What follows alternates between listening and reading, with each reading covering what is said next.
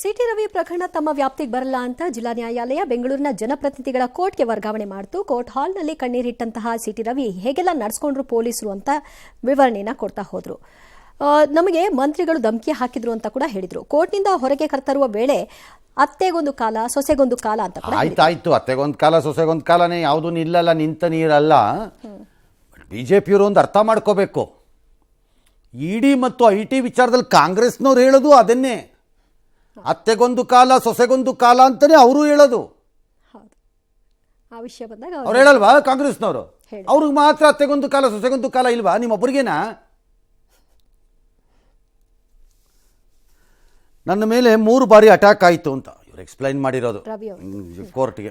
ನೀನು ಹೆಣಾನು ಚಿಕ್ಕಮಗಳೂರಿಗೆ ಹೋಗಲ್ಲ ಅಂತ ಮಂತ್ರಿ ಧಮಕಿ ಹಾಕಿದ್ರು, ನೀನು ನೋಡ್ಕೊತೀವಿ ಅಂತಂದ್ರು ಹೆಬ್ಬಾಳ್ಕರು, ಡಿ ಕೆ ಶಿ.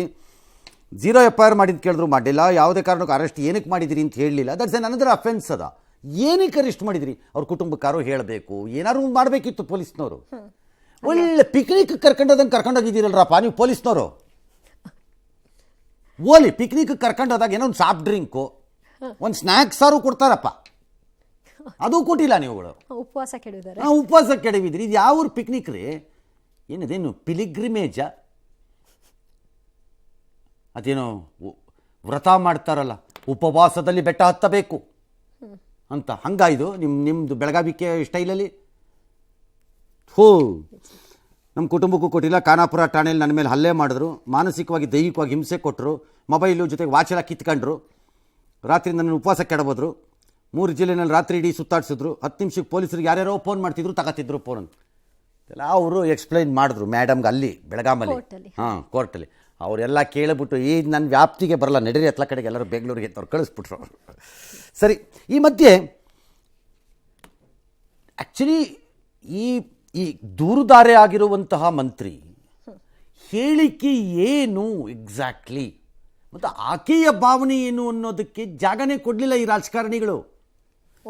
ಅಕ್ಕ ಪಕ್ಕ ನಿಂತರು, ಹೊಡೆದ್ರು ಪಂಪನ್ನ, ಹೊಡೆದಿದ್ದೆ ಹ್ಯಾಡ್ ಇದು ಮಾಡೋದು ಅಂತ, ಆ ಭಾವನೆಗೆ ಜಾಗ ಕೊಡಲಿಲ್ಲ. ಸೊ ಅವರೇನು ಹೇಳಿದ್ರು ಅಂತ ನೋಡೋಣ. ನನಗೆ ಆ ಮಾತನ್ನು ಒಮ್ಮೆ ಎಲ್ಲ 10 ಬರೆ ಹೇಳಿ ನನ್ನನ್ನು ತೇಜೋವಧೆ ಮಾಡಿದ್ರು. ನಾನು ಕೂಡ ಒಬ್ಬ ತಾಯಿ, ಅಕ್ಕ, ಒಬ್ಬ ಅತ್ತೆ. ನನಗೆ ಆ ಪದವನ್ನು ಬಳಸಲಿಕ್ಕೆ ತುಂಬ ಅಸಹ್ಯ ಆಗುತ್ತೆ. ಆ ವೇದಿಕೆಯಲ್ಲಿ ಅವ್ರು ಮಾತನಾಡಬೇಕಾದ್ರೆ ಎಲ್ಲರೂ ಧೃತರಾಷ್ಟ್ರ ಆದರು, ಡ್ರಗ್ ಎಡಿಕ್ಟು ಅಂದರು. ಅದಕ್ಕೆ ನೀವು ಆಕ್ಸಿಡೆಂಟ್ ಮಾಡಿದ್ರ, 3 ಜನರನ್ನ ಕೊಲೆ ಮಾಡ್ದಂಗೆ ಆಗಿದೆ, ನೀವೇ ಕೊಲೆಗಾರರು ಅಂದರು ಅಂತ ನಾನು ಅಂದಿದ್ದೀನಿ. ನಾನು ಈ ಬಗ್ಗೆ ಏನೂ ಮಾತಾಡೋದಿಲ್ಲ. ಅವ್ರು ಹೇಳಿದ್ದು ಅವ್ರ ಭಾವನೆ ಈಗದು, ಹೌದಲ್ಲ? ಆ ಪದ ನಾನೇ ಬಳಸಿಲ್ಲ. ನಿನ್ನೆಯಿಂದ ಯಾರಾದರೂ ಗಮನಿಸಿದ್ರೆ ನಾನೇ ಬಳಸಕ್ಕೆ ಹೋಗಿಲ್ಲ. ಅವ್ರು ಹೇಳಿದಾರೋ ಬಿಟ್ಟಿದಾರೋ ಅದು ಆಮೇಲಿನ ಪ್ರಶ್ನೆ, ನಾನು ಬಳಸಕ್ಕೆ ಹೋಗಿಲ್ಲ ಅದನ್ನ. ಆಕ್ಷೇಪಾರ್ಹ ಪದ. ಆಕ್ಷೇಪಾರ್ಹ ಅಲ್ರಿ, it's shame on us we use such ಥಿಂಗ್ಸ್ನ. ಯಾತಕ್ಕೆ ಬೇಕಿದೆ?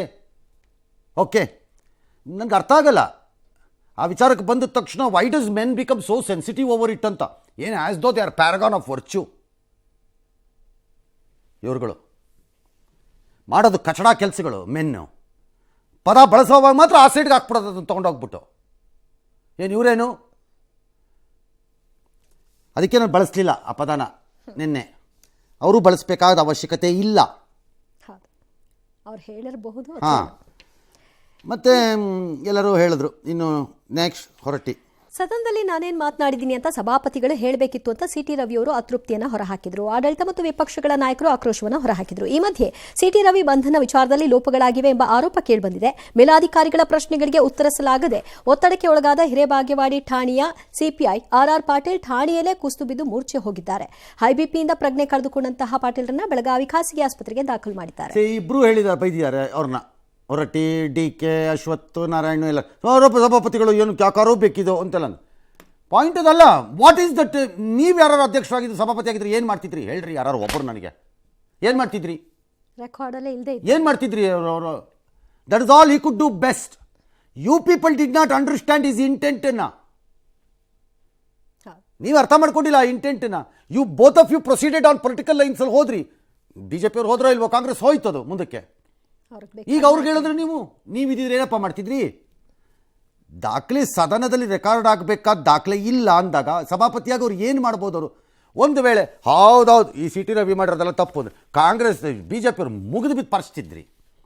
ಇಲ್ಲ ಸಿ ಟಿ ರವಿ ಏನೂ ಇಲ್ಲ ಅದರಲ್ಲಿ. ನಾನು ಕ್ಲೀನ್ ಚಿಟ್ ಅಂದಿದ್ರೆ ಕಾಂಗ್ರೆಸ್ನವ್ರು ಬಿಡ್ತಿದ್ರ ನೀವು ಪರ್ಸ್ ಹಾಕ್ತಿದ್ರಿ ಕೂತ್ಕೊಂಡು.